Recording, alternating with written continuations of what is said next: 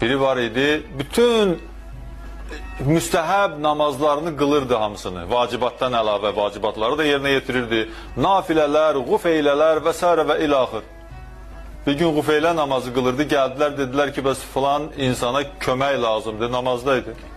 Nəsə namazını o aram halı ilə qıldı, qutardı. Dedilər, bəs kömək eləmək lazımdır. Dedi ki, siz görmürsünüz ki, mən qufeylə namazı qılıram. Qufeylə namazı da müstəhəb namazdır. Şam və xiftan arasında olan bir namazdır.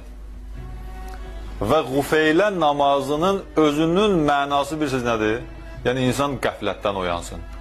Bir insan qəflətdən oyanmaq üçün namaz qılır, amma özü qəflətdədir. Başa düşmür ki, bu müstəhəb namazı təxirə salmaq olar, amma biri yıxılıb onu əlindən tutmaq lazımdır.